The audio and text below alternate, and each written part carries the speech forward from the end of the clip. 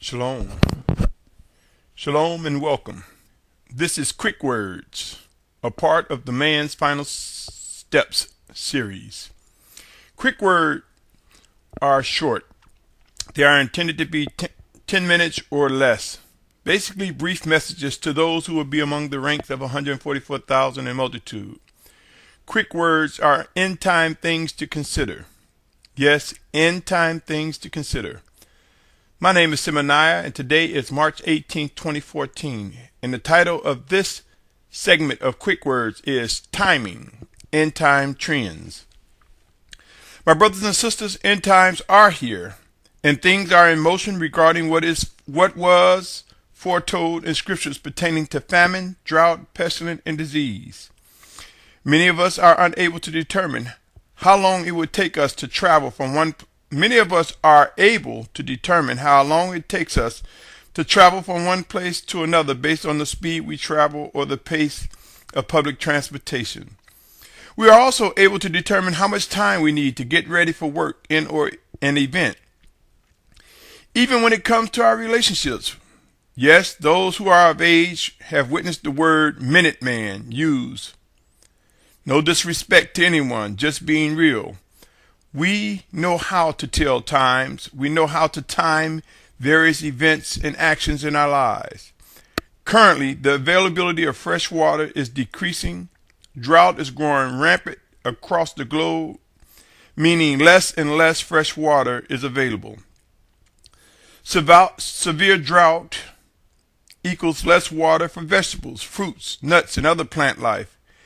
These conditions will lead to no food for us or to feed livestock, let alone anything else.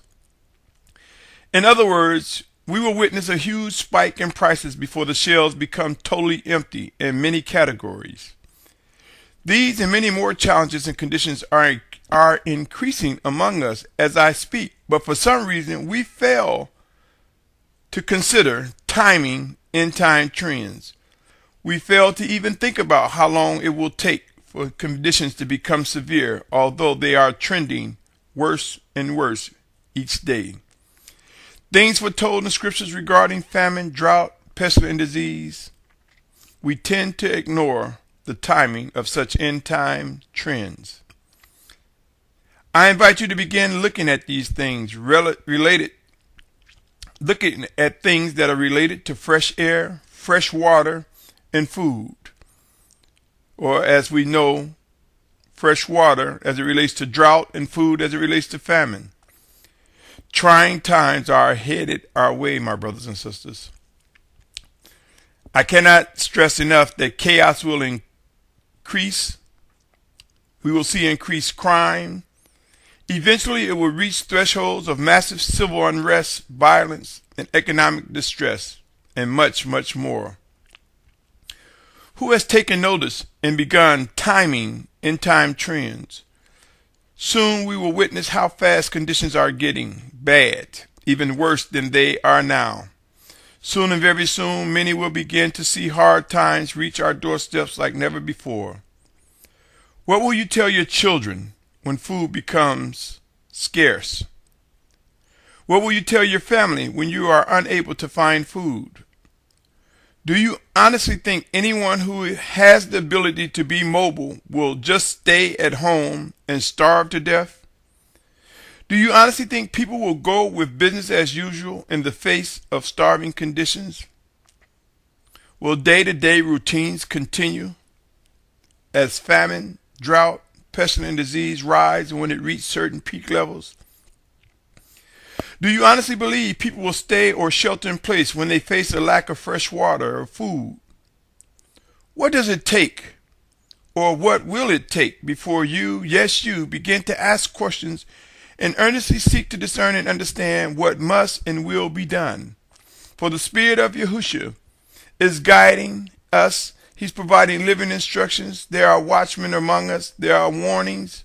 There are living instructions. What will it take for you to begin to ask questions, to seek out earnestly what you must do with precision? Those who ignore the realities of what's unfolding regarding end times will discover much heartache If they wait until mass reactions before trying to determine what must be done, much disappointment would face them. I invite you to search the internet using buzzwords like fresh water, fresh air, food supply, famine, and drought. It will not take long to determine what's unfolding each day regarding man's ability to survive. He who stands at the shore while a tsunami warning echoes and wait until the tsunami is at their feet is at risk of facing total destruction. I pray that each of us begin to awaken from our slumber and begin to earnestly discern living instructions and guidance as well. For warnings from the Spirit of Yahushua are coming to us directly in spirit and through one of his chosen. Yes, just like it would be foolish to stand at the shore while a tsunami comes, it would be unwise to just stand and watch end times intensify and do nothing. The Spirit of Yahushua, whether directly or through one of his chosen, is speaking out to us, who is able to discern the words that are presented. We can begin to measure the speed of growing drought, famine, pestilence, and disease, or at least someone among us has the skills to do such to a degree. Yes, begin to measure the speed of growing drought, famine, and pestilence. Yes, begin to time these end-time trends of destruction. My brothers and sisters, I encourage you to earnestly pray to understand the importance of this message. For truly, the 144,000 and multitude will face phenomenal challenges, of which will result in structure and unity, of which will result with journeying to a set-apart place before the return of our Mashiach, a safe place. Are you ready for that journey? Are you preparing for such a journey? You see, my brothers and sisters, time and end-time trends is paramount. It's important. We are moving beyond types and shadows, and at least those whose eyes are open and have ears to hear are able to see and understand that a sense of urgency is growing near. I leave you with these scriptures, John 14:26 and 27. But the Helper, the set-apart Spirit, whom the Father shall send in my name, he shall teach you all and remind you of all that I've said to you. Peace I leave with you, my peace I give to you. I do not give to you as the world gives. Do not let your heart be troubled, neither let it be afraid. Though these two verses represent the Mashiach talking to his taught ones, it also applies to us. Notice how he said, the set-apart Spirit whom the Father shall send in my name. His name is Yahushua. I submit to you, my brothers and sisters, it is time that we begin to lift up Yahushua.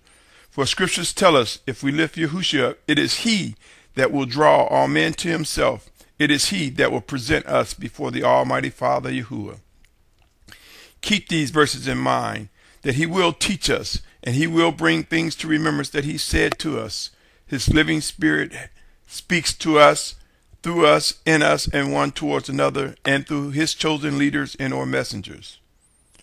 My brothers and sisters, these times are real. 2 Timothy 2:15 say, do your utmost to present yourself approved to Elohim, a worker who does not need to be ashamed, rightly handling the word of truth. And I submit to you, that is the living word of truth. That is balance when scriptures come alive, are made alive by the Spirit of Yahushua. It is balance when we discern and understand the voice of our Messiah, our Savior. Until next time, my brothers and sisters, I pray that each of us come to discern and understand how to measure the speed of growing famine, drought, pestilence, and disease. I pray that we become aware of how timing end-time trends is important. It is very important that we are mindful of the signs of the times. Until next time, stay tuned as this series, Quick Words, a part of man's final steps, continue. Shalom, shalom, shalom.